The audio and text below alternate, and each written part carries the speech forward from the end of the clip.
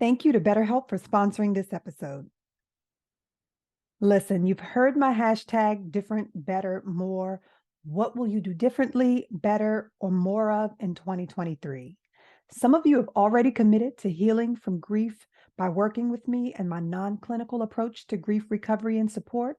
But for those of you who want to round out your healing with a clinical approach, there's BetterHelp and their network of over 25,000 licensed therapists. BetterHelp is the world's largest therapy service and it's 100% online. To get started, you just answer a few questions about your needs and preferences in therapy. That way, BetterHelp can match you with the right therapist from their network. Then you talk to your therapist however you feel comfortable, whether that's by text, by chat, phone, or even video. You can message your therapist at any time and schedule live sessions when it's convenient for you. If your therapist isn't the right fit for any reason, you can switch to a new therapist at no additional charge. With BetterHelp, you get the same professionalism and quality you expect from in-office therapy, but with a therapist who is custom picked for you, with more scheduling flexibility and at a much more affordable price. Use this link to get 10% off your first month. BetterHelp.com/C-words. That's better, HELP.com/C-words.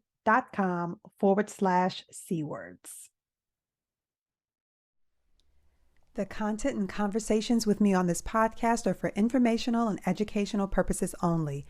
They're not intended to be a substitute for legal, medical, or clinical advice or treatment. Always seek the advice of a licensed or qualified professional. Listen, grief doesn't have to be grim. That's why when I talk about it on this podcast, it's about dealing with grief and loss in a way that influences the changes you want to make in your life.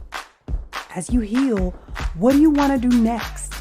Make a professional pivot, end a toxic relationship or friendship? I want you to have the confidence to navigate change. These are real stories from my one-on-one coaching sessions and my inspiring interviews with change makers. I'm Marceia Cork, the change coach, and this is Ooh, those effing C-words. Hello, hello, hello, MCs. Welcome back to Ooh, those effing C-words, and happy belated Mother's Day and happy Heavenly Mother's Day to all of our angel MCs.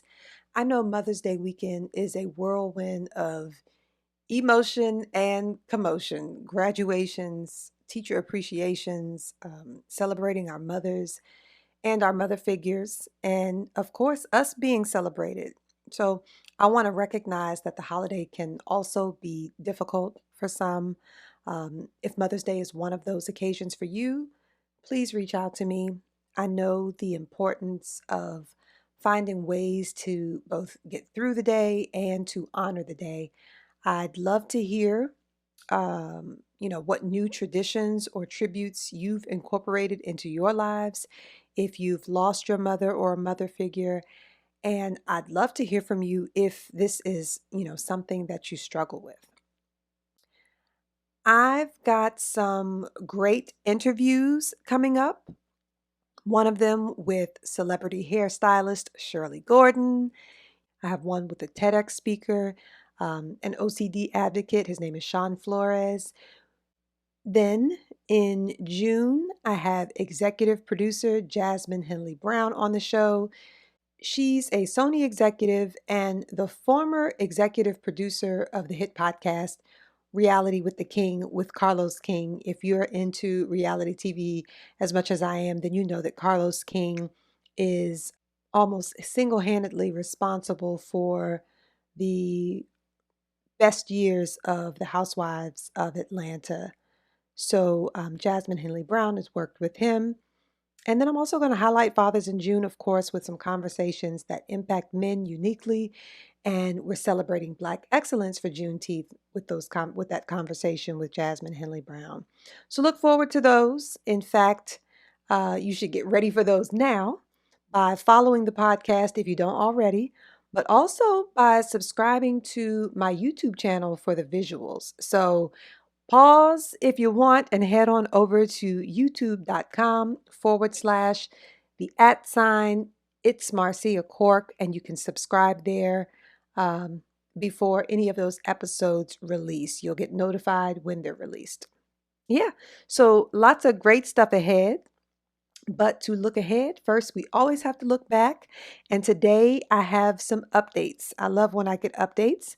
Today we find out how LaKeya's group exercise with her children went, and we hear from Annette on how she felt after writing her release letter. Now, if you don't know what I'm talking about, hopefully you remember them both. But if not, their episodes are from back in March. So if you haven't already listened, you can pause right now and go back to those episodes. They were titled "I Hate When People Say I'm Strong," featuring Annette's grief story, and "My Kids and I Lost My Husband and His Father Just Months Apart." That was LaKeya's story. All right, well, let's jump into those updates. Now, thank you for continuing to do the work, and I would definitely like to hear how things have been going.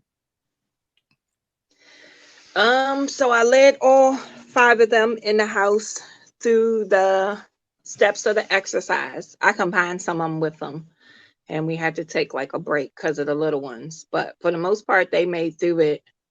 And as you told me earlier, I guess I did get a breakthrough from the teenager. Okay. So talk about that. She normally doesn't want to talk about anything. And so I just started the way you suggested, letting them listen to the thing, but I prefaced it by saying everybody has a different truth. And she happened to be in sociology, so she understood what I was talking about ascribed social statuses. I was like, I'm a wife, but I'm also your mother, so that's 2 different roles that I'll play. And I said, so the role that I'm talking about is, daddy as my husband and me as his wife, but it's not your truth, it's just my truth. And I didn't want you to base what you feel about your father on what I said, just understand it's my experience. And so we listened to it together. And then I had him go through the activities, and she went off like she was writing, but she didn't write anything. But the thing I always try to get to her is like, you have the place and the space, use it. Yeah. Because it might not always be that. Like, I'm 45 years old and just unpacking some of this stuff.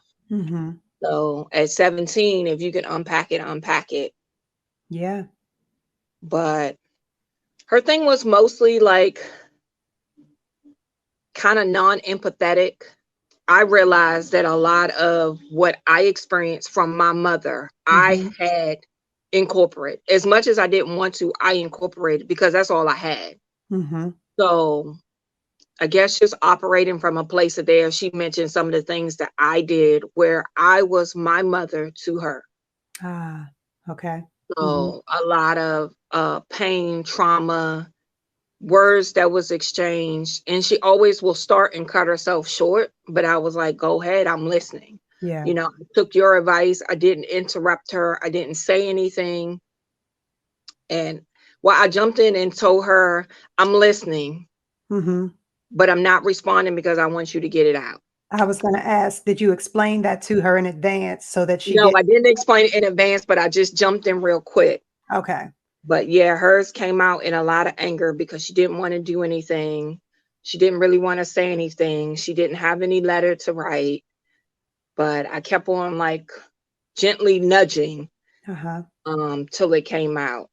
And she said she felt that both of us were the problem. We were both childish. Okay. So when she says both of us, does she mean both you me and her? Dad. Both me and Dad. Okay. Okay. And that we subjected her to a lot of things that she shouldn't have had to been subjected to as a child. Okay. With our childishness and both of us going back and forth. What I didn't know, but I assumed, because I think I talked about it last week too, that he moved from the progression of physical abuse to emotional abuse to financial abuse. And then the last step, once he was sick, we were separated, and all those things he couldn't control was him dictating the narrative to them about me. And I always assumed it, but I never did it about him. Like, I made it my mission not to talk about him in front of them, to them, anything of that sort. But apparently he talked to them a lot. So that was some of what came out in her anger, that he called me bitch, said he hated me, didn't want to be married to Mm, me. Like, and this is a lot of stuff she's hearing. I don't even know at what age she's hearing. I'm yeah. assuming 15, 16 years old. But I assume that had to be hard, because you love Yeah. your mother and you love your parents as your parents. So to be stuck in there as kind of a confidant to Right. your dad, as opposed to just his daughter, Liam had some of the same things to say. But like I said, just to hear it was hard because I didn't think that that was right or fair. Yeah. They shouldn't have to be subjected to the middle of our relationship. Yeah.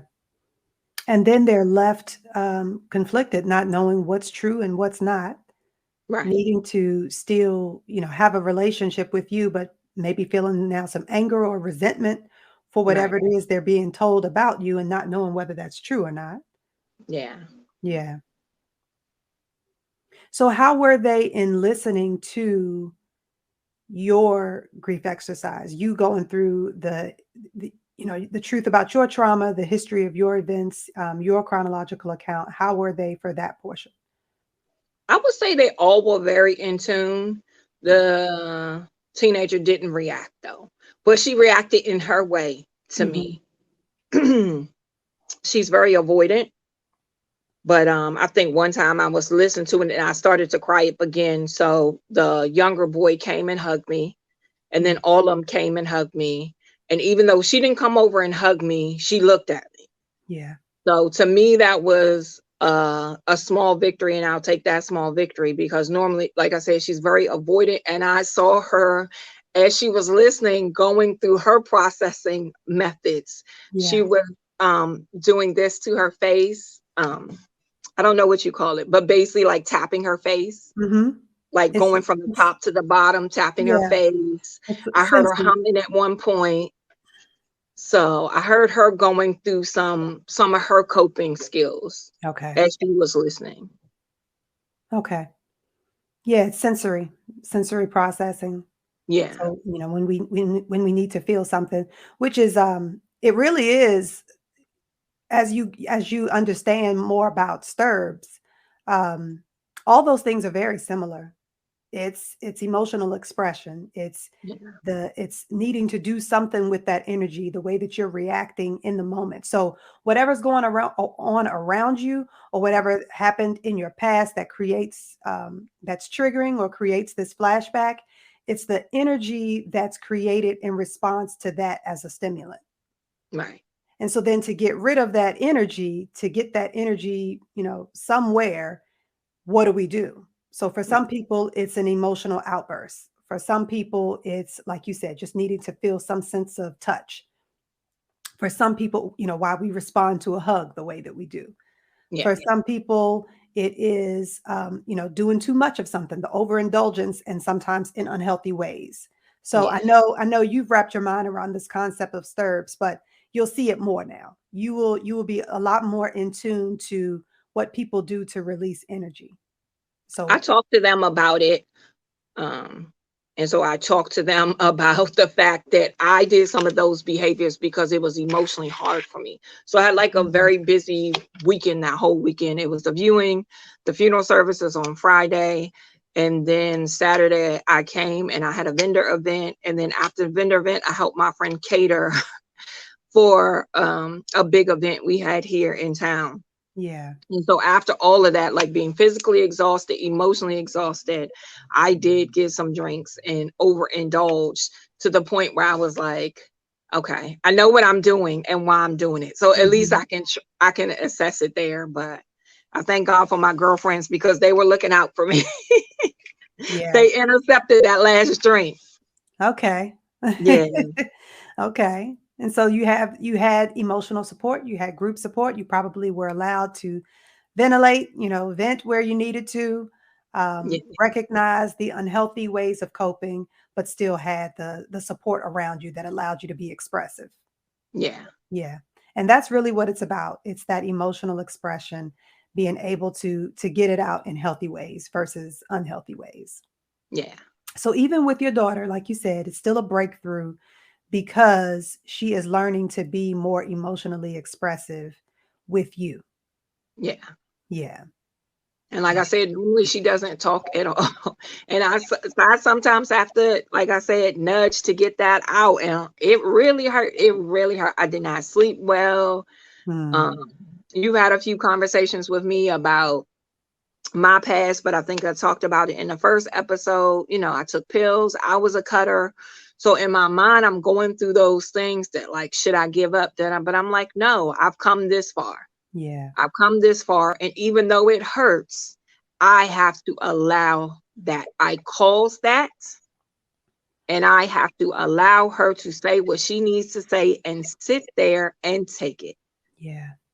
Because the hardest thing for me to hear was she was like I said, non-empathetic, was like, well, you should not talk to your mother no more. Like, I plan to move away and not talk to you anymore. And I was like, what? In my mind, like, okay.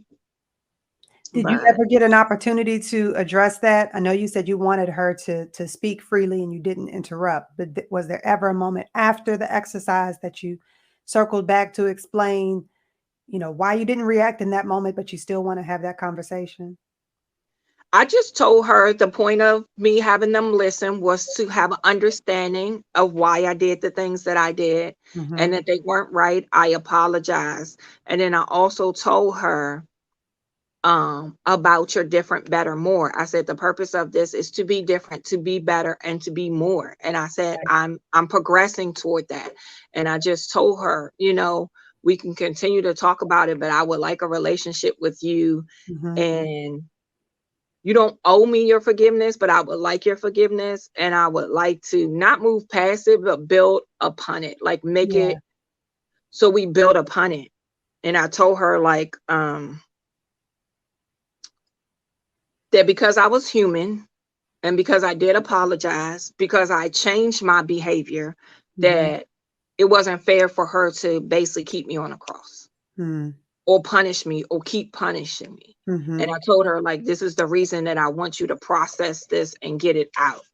Yeah. And again, I reiterated what I said about their dad, that I believe he held on to so much stuff. At some point, it started affecting his health, physically. Mhm. And I tell her and the oldest one, not really the youngest one, but some of these things are in y'all DNA, Mm. so you don't know what's going to pop up, what's going to trigger, it's in your DNA. Mhm. You can have high blood pressure, Mhm. you can develop diabetes. Did you ever get a chance to look up James Pennybaker on your and this is just to support because I know you're someone that likes to do the work and you like to Yeah, have the support. So introducing you introducing James Pennybaker and his work, you wrapping your mind around it and then sharing it with your daughter may be helpful as well because she will learn more about expression, yeah, just freedom of expression in every shape that takes. So, there's music therapy now, there's art therapy now, there's just so many different forms of exercise that can be, like you said, cathartic and therapeutic. And it's all about emotional expression. It's all yeah, about the positives that come out of the visualization as well, because the visualization is helping you form more positive thoughts, and then the positive thoughts just encourages positive behavior and promotes health. yeah. So I'll definitely share some links, maybe share um, the title of his book. I think the book is actually called Opening Up, Okay. the power of opening up, the power of confiding in people or confiding in others, something like that, but I'll share that with you. She does tend to be introverted, and she's a creative. So I had to learn that, like, Okay. sometimes she's cocooning. So I don't, people, like, I get other parents, and I'm pretty sure you've gotten this as well, like, just make her. But I'm like, she's be 18 soon. Hmm. Yeah. And that's the thing, like, she needs to develop her own individuality. And, I'm a part of that because I do what I do in my business, but her being a creative is to a different level. Like, she draws, she plays music. That's to a different level. And somebody explained that sometimes for them to go to the next level or grow themselves, they kind of need to be inward. They kind of need to Wow. cocoon. Okay. So I leave her to herself, in times and spaces so she can figure things out on her Yeah. own, because that's the point of it. Yeah. Right. And it's and You it's want to get them to the point in their childhood where they're transitioning to adulthood, where they're comfortable and they trust themselves to make decisions. mhm. And they're not just doing it because you said so. They're doing it because in their mind they decided it's right. And she is being expressive. Again, I just Yeah. said that, art is expression. So she is still finding you ways to emote, it sounds like. Yeah. Okay. What about the other kids? Any observations from them? My oldest son, he carries a lot of guilt. A lot. I was like, who are you? Your mother's child. Hmm. He internalizes everything. He apologized to me for my life. And I'm like, that Mhm. is not your fault, sweetheart. That Or is not your job. fault. Yeah. Mhm. Yeah. I said, Mommy appreciates your empathy. I Mhm. said, but that has nothing to do with you. And then a lot of what he was talking about. So he did express what he wanted to say, but we didn't get a chance before it got real late to actually write out Uh-huh. the release. So his release to me was, we had a pet at some point, and he started talking to me about, he mixed the two stories up. So I never talked about Kyla, the child that is 6, but, and I'm only saying her name to distinguish, but Paige, I had to go place a stent in her, but he mixed the stories up with Kyla. Wow. Kyla, Okay. what happened with Kyla was, when I found out or whatever what thing they was like, oh, she has a big chromosome abnormality on 2 and 8, abort her. I was just trying to find out whether she was a boy or girl, and because they do the Mhm. Down syndrome test through your blood work. Uh-huh. And so I went to the specialist, and the specialist was like, you're very far along. Your body probably would have spontaneously aborted it. But the weird thing about it was, whatever piece of paper that was in my chart that the doctor was reading did not have my name or identifying info. It had no identifying information on it altogether. Hmm. So he kind of mixed those stories up. But his story was, well, you went to save the baby. Why couldn't you save the cat? Does the baby mean more to Mm. you than the cat meant to you, because you put the cat to sleep and took the cat away from us? And I had to honestly tell him, Liam, yes, in my mind. I'm like, I carried the child inside of me. I carried both children inside of me. I didn't carry the cat. Like, the cat wasn't human. And I was like, to me, that's why I really never wanted pets, because it's a duty of care, and they're Yeah. not covered by insurance. You have to purchase insurance. And I told him, we got tests for the cat as much as we can afford, but the treatment would have been very costly and we couldn't afford the treatment. Uh-huh. So that was in his kind of explaining to me what he was upset at me about and what he Okay. needed from me in that story. And when he told me he wanted to write about his dad was, why didn't you take your medicine? It was only $10. I had $10, and Mm. he's, what he talked about was like, you talked to me about something for 30 minutes. I think TikTok. He said he talked to him about something 30 minutes with TikTok, going back and forth about TikTok. Why didn't you take your medicine after you picked it up? So that's what he wanted to say to his dad, Okay. because he had the medication. He stopped taking the medication or ran out the medication on Wednesday. And from Wednesday to Saturday, he was unmedicated on the blood thinner. And he picked it up Saturday morning, but still did not take it all day long until he started feeling himself Feeling go into the yeah. stroke. But Mhm. by that time, it was too late to do anything. So that's what his release, or what he said he wanted to write. Okay. And so do you see the value then? You see just how important it was for you to be there for this conversation, for him to Yeah. be able to express himself, but then you be able to provide context. Yeah. Yeah. So Oh, they some all had a little understanding. story. The babies weren't as lengthy because they're babies. They're just Yeah. 5 and 6. But even the 5-year-old was like, Daddy spanked me. And I got mad at him for that, because I just had an accident on myself. Like, she sang this. I had an Uh-huh. accident on myself, and I didn't like that he did that, because it was an accident, and you Uh-huh. shouldn't hurt people for accidents. Mm-hmm. And so she was like that. Like I asked them the questions, and like I said, I wrote them down. I told the older ones they would have to write their own down, but we did kind of talk about it. So I Mm-hmm. was really, really shocked because I didn't think that they would go to that level. Yeah. Her little And 5-year-old self was allowed to be expressive, and she did exactly. in her little words. In her little words, in her 5-year-old head, look how much weight that carried. Yeah, And it would have continued to carry that weight throughout her life if she'd yeah, never expressed it. yeah. And Yeah. her final word was, "I miss you," to her dad, and "I love you," to her grandpa. Okay. So, like I said, I didn't expect them to have no long drawn out things of what they Mm-hmm. wanted to release. Mm-hmm. And that's why I wanted to share the different examples with you, what a child's letter might look like Yeah, versus what an adult's letter would look like, because, there's only so much that they can articulate at that point, yeah, but it's still a release for them. yeah, Yeah. Yeah. And it sounds like you had a good that cat example ended up being really helpful as well. We talked about nature and how nature can help us process death yeah, and the process of dying, yeah, the um all the different things that go into how and why a living thing dies.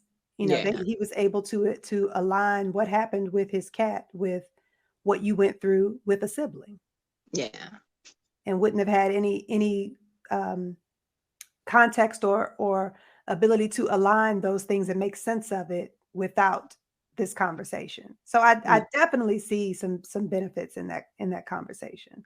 Oh, I do too. Like Yeah. I said, they tend not to be so expressive and talkative Hmm. all the time. With the baby just talks. Okay.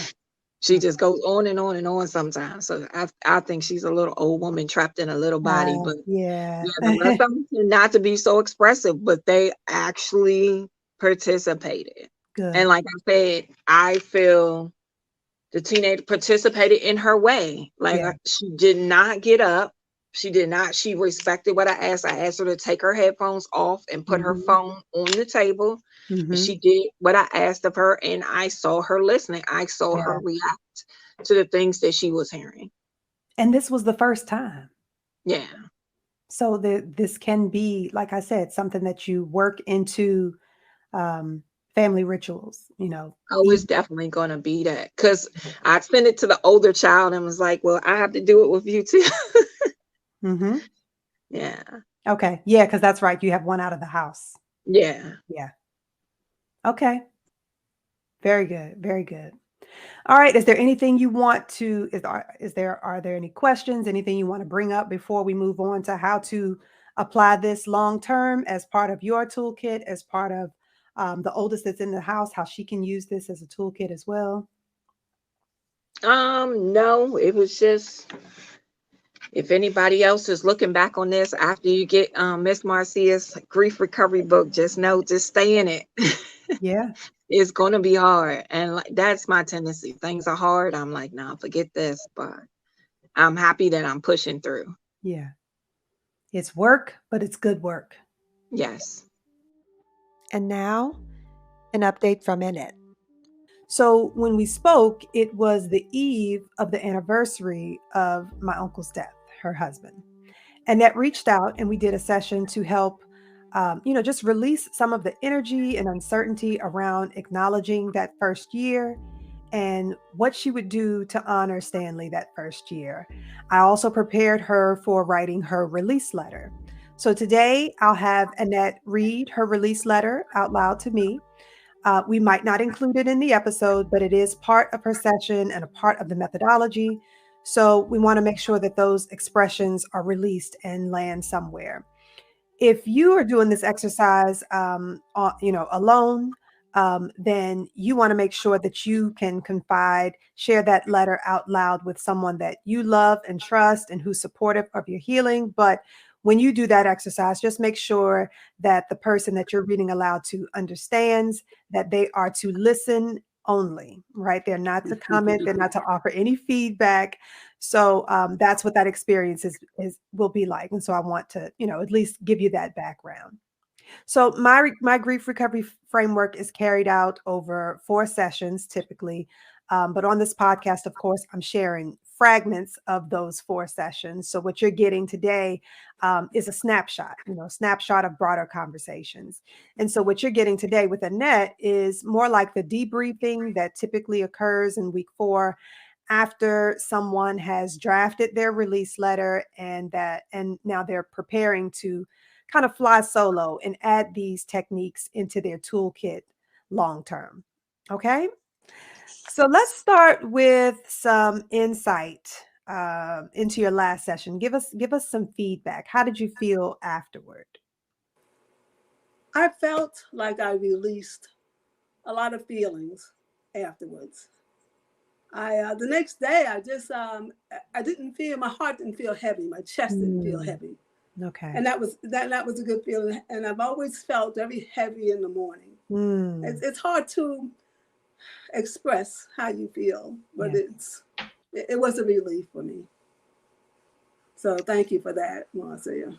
And thank you for sharing. And the reason why I wanted you to share that is because, it's work.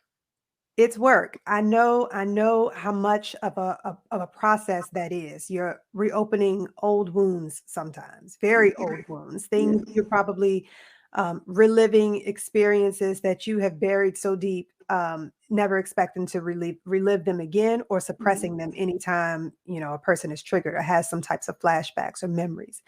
So as people go through this exercise, I do want to mention and just be honest and transparent about, yes, the hours, maybe the days following these exercises might be tough because of opening some old wounds, but long term there's healing. Like you said, there's the release of that energy, there's a heaviness that's lifted, there's an improvement in your immune function, there's just an improvement with mental and emotional wellness as well. So the benefits definitely are experienced longer term and ongoing. So yeah, so thank you for sharing that. You're welcome. Talk about the experience of actually writing the release letter. I thought I would be able to write it the day that he passed, which was last Wednesday. I did not write it then. Okay. I thought about it. I went with his family, with his sisters, down to the gravesite this weekend. When I got back on Monday, that's when I started thinking about what I wanted to say. And I know I wanted to draft a letter to Stanley. It's really of expressions more than releasing. I don't have a lot of regrets, but I just wanted to let him know how I felt a year later since his passing. Okay.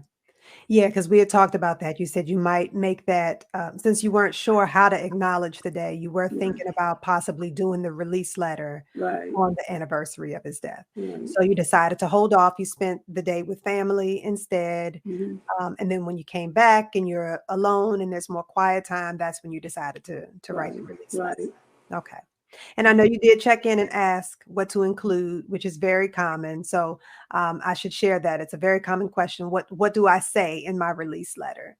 In a nutshell, it really is just anything that you feel like you need to say. And that's going to vary, of course, from person to person. You can communicate any expressions, anything that you feel like went unsaid or that you feel like you need to get off your chest.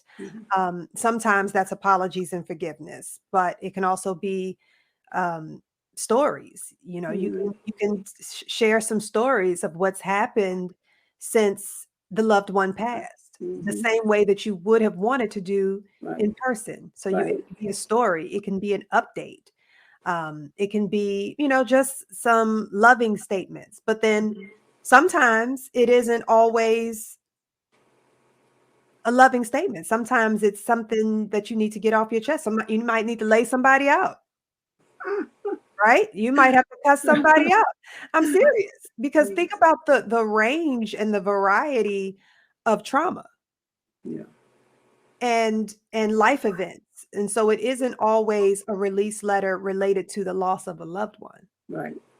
So think about the variety of the emotion, I mean, the events that we're experiencing and what might need to be said. And so whatever that is for you, that's what goes in the letter. Okay. And so I do have that acronym of starting with anything that feels like guilt and turning it into a regret. I do mention including any apologies or forgiveness, but that's really just the start. That's just to give you some guidance, but it's whatever needs to be communicated, whatever Right. you feel like you need to get off your chest to release that energy. That's what goes in your release letter. That's why I did write you. I wanted to make sure, because what my thoughts wasn't what some of the things that you were saying Yeah. that I knew. I said, oh, that's not in my letter, but hmm so I just double checked with you if it's okay. Oh yeah. Mhm. Yeah. There's no right or wrong way. There's no wrong way to do it. Right. Okay. Mhm. I'll say that. There's no wrong way to do it. And then it's like I said, I don't like to call it closure. I don't like to call it a completion letter. I like to call it a release letter because you're releasing the energy in that moment. There will be um, maybe times where you need to pull the letter back out and add to it or write a new letter. Mhm. And so, that can be your PS or your, oh, by the way, or, oh, but another thing happened. And so that can be something that you start to kind of take shape as a journal. So Yeah. all of the conversations that you want to have, instead of keeping them in your head, instead of staying in your head, actually emote, actually express and get those out. I thought it also would be a good thing to do every year. Okay. Write a letter to Stanley every year and kind Yeah. of like update him on what's been going on in my life. Yep. I love that. Mm. I love that. All right. So are you ready to read your letter? Yes. Okay. Dear Stanley, it has been over a year since you left this earth. Sometimes it doesn't seem that long because I miss you now just as much as I did when you passed. Unfortunately, when you were brought back home from the hospital, you were unresponsive. I regret not having more time to talk with you. I especially wanted your brothers to see and speak with you. My thought is that is the way you wanted it to be. I know you wouldn't want to be helpless, and you didn't want me or the family to suffer. I am especially grateful that you spent your last years at home with me and the family. The nurse told us that you were still able to hear us. I hope you did hear the kind words spoken about you from our neighbors and your family. I was able to lie next to you when you took your last breath. Even though I was asleep, it was comforting knowing I was by your side. We had 48 years and 5 months together. How many people can say that?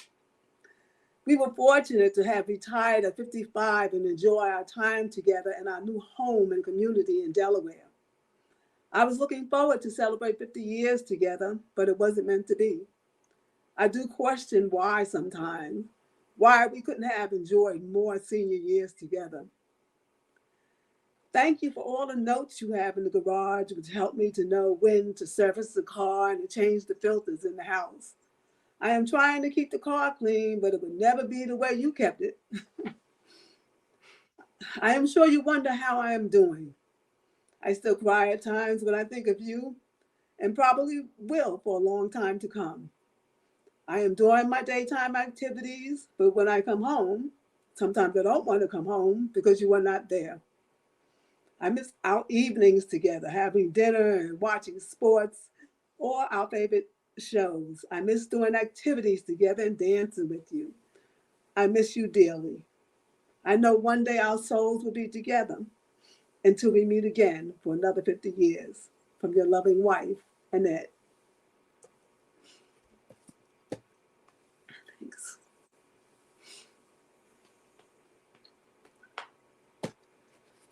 That was hard to write. Yeah. Beautiful letter. Thank you.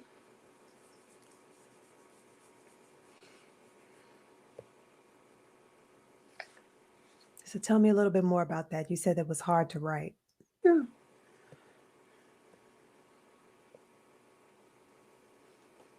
It's Take your hard time. for me to even talk about Stanley, as you know, without welling up in tears.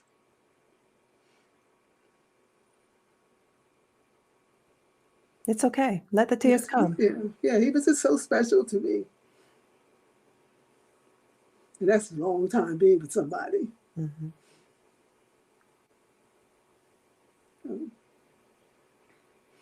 I just hope there's a heaven there and he's with his family. Unfortunately, he's lost a lot of his family. So maybe he was needed more where he is now than here on earth. That gives me a little comfort. And I know he'll be there when I pass for me.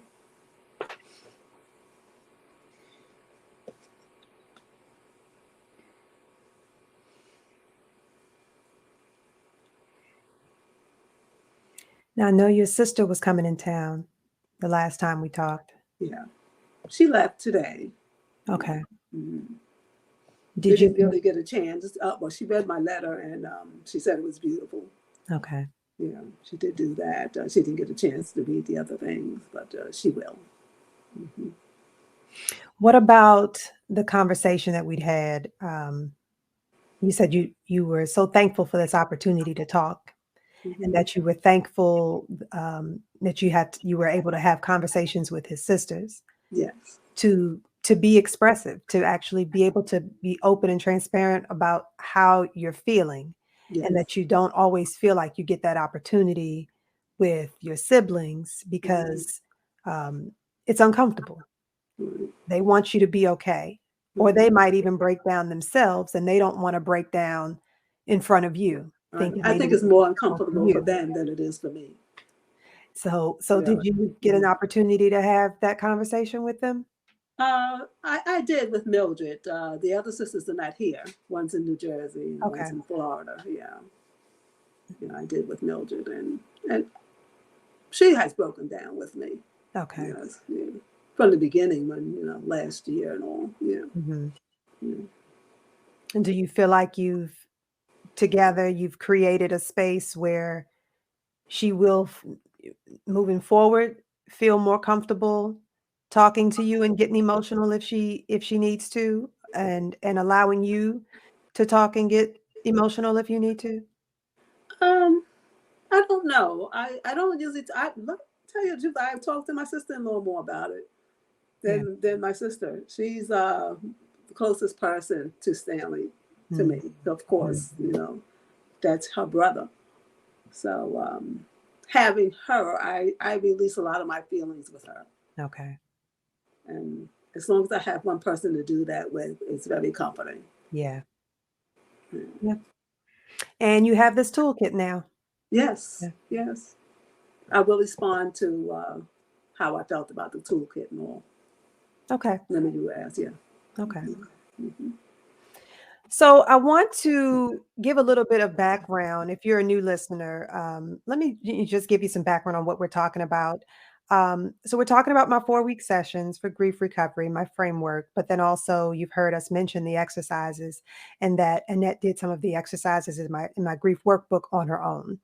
So what that looks like over the 4 weeks is starting with a chronological history of life events and childhood traumas. And so I have you note the feelings and emotions, the weight of the impact of those events on your life and wellness overall. To rate on a scale of 1 to 10 the intensity of that particular life event, the impact that it had on your life. And you also share with me how you coped. And it's good to know that because it's very revealing of whether were brought up in an environment where you had to suppress emotions, Mm-hmm. or protect family secrets. Were you allowed to express emotions? So you do that with me, or you do it at a kind of self-paced, self-guided, if you're working through the workbook. But then there's also an opportunity to do this with family or with an in-group who has also shared that loss or shared a trauma with you. So in a previous episode we had LaKeya, who shared her experience losing her husband and then losing her father-in-law, and doing a group exercise with her kids who also, of course, experienced the loss of their father and grandfather. So it can also be done with a group. Then we identify some of the greatest, traumas and life events, and I add some visualization to the process so that you can relive those experiences now in a different way. Because typically what happens is, when you experience, some hardship, some disappointment, you play it back in your head, you play it the same way over and over and over again, or you focus on one particular thing and you play it in your head over and over and over the same way. Mhm. And so that's what we call, that ruminating. And so just like we say with anything, if you do things the same way, you're going to get the same reaction, you're going to get the Results. same Yeah. response. Mhm. Right.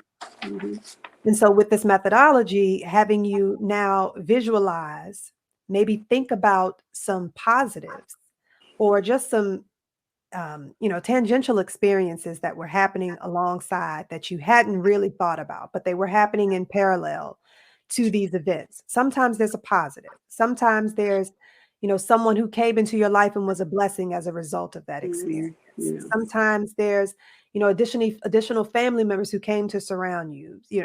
What is it that you can identify and relive that story, that experience in a different way? And so that is creating then new impressions in your mind on those memories, adding some positives, and now reshaping that experience. So you'll live that experience differently, and so now you'll react and respond differently. Yeah. And then another exercise, I might have you walk through, the regrets, as Annette and I were talking about earlier, whether there's any regrets, any apologies, any forgiveness needed, anything left unsaid.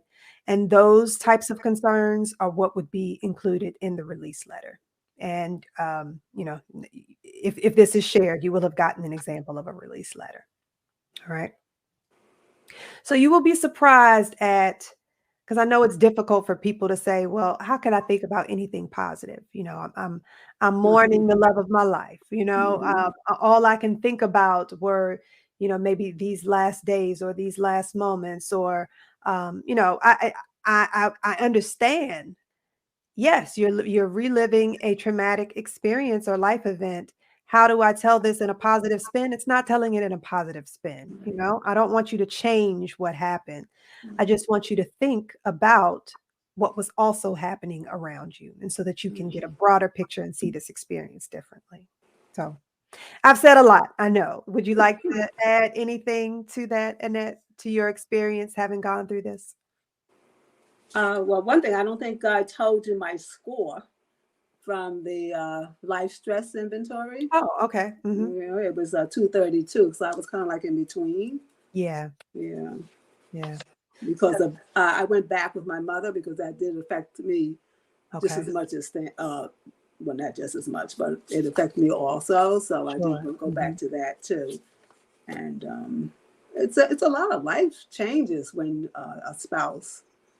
It's some financial changes and Absolutely. all the things that you have to do. I don't even think I grieved really at first because Mm. there's so many things you have to do Mhm. that you have to take care of right away. Mhm.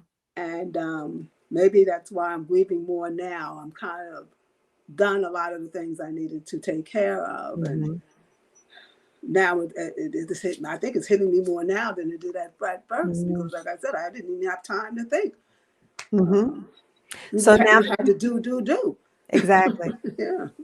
So think about that now in the context of the STIRBs that I talk about, the short-term energy relieving behaviors. Mm-hmm.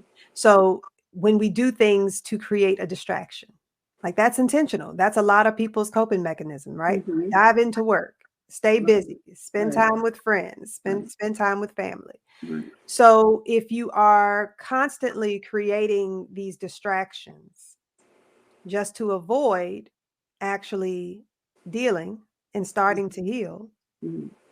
what's happening? But you're not healing. Yeah, you're just Yeah. suppressing it, Right. putting it off for Right. another day, but Right. ultimately it will resurface. Yes, it will. Yeah. Most definitely. Yeah.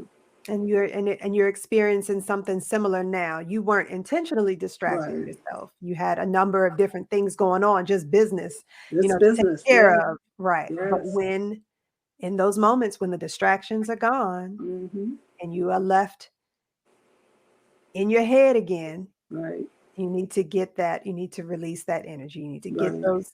those thoughts out of your head and actually expressed. Right. Okay. And that's what you helped me do. Good. Mm. Well, thank you for being such a great participant. Thank you for being open and willing to, actually do the experiences, put the work into them, because that's what it requires. Mm-hmm. You can't sit down with this and get started and then put it off. You won't feel the benefits. You won't get the release that you need Right. if you aren't honest and vulnerable about reliving those experiences Right. and I actually agree. really evaluating the level of impact that it had on you. Yeah. Well, I thank you because I don't think I would have done this with anyone else. Mm. On the outside, someone I did not know. Ah, So I'm glad that you are doing the grief recovery and the change and all, yeah, because a lot of people don't want to go to a therapist. that's right. Mm-hmm. That's So, exactly why this exists. I wanted mm-hmm. a non-clinical solution, and I wanted something that people would be comfortable doing Right. alone if they Right. weren't willing to do it guided by me. Right. Yeah. Right. No, I Good. wouldn't have done this. I would not have done this with Well, anyone thank else. you for being honest about that. People need to hear that too. Yeah.